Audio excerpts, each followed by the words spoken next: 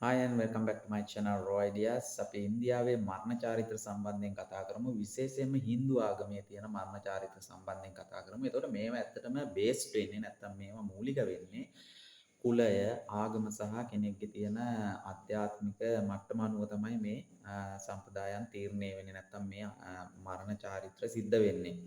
එතකොට සාමාන්‍යයෙන් ගත්තාම පුද්ගලයෙක් මිය යනකොට මිය යමින් ඉන්නකොට මරණ ඇඳේ මේ අපේ වගේම තමන්ගේ පවුලේ කට්ටිය එක්ක වෙනව ඇඳ වටා ඒ වගේම තමයි ඔය අපේ හාමුදුරුවෝ ඇහිලා පිරිත් කියන්නේ මරණයට පත් වෙමින් ඉන්න පුද්ගලයන්ගේ ඒ වගේම එහෙත් පූජකයෙක් ඇහිලා මේ මොනවා හරි ආගමික දේවල් කියවන්න පුළුවන්. ඉතින් ඒ වගේම තමයි ඔය ගංගානම් ගඟේ වතුර බින්දු කීපයක් සහ ඔය තුල්සි කොළ නැත්තම් මතුරු තලා කොළ ගෙනහල්ලා මේ මරණයට පත් වෙමින් ඉන්න පුද්ගලයාගේ කටෙන් තියනවා යාගේ ආත්මය සුවපත් කිරීම පිණිස.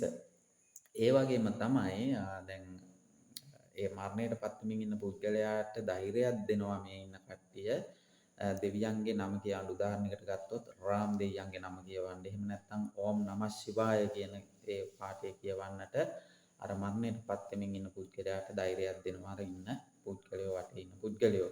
මොකද ඒක කරන්නේ ඇත්තටම යාව සාමකාමීව ඊළඟ ආත්මයට පිටත් කර හරින්නට පුළුවන් වෙන පිණිස. ඉතින් තවත් මේ සම්බන්ධයෙන් අපි කතා කරමු. Thank you for watching.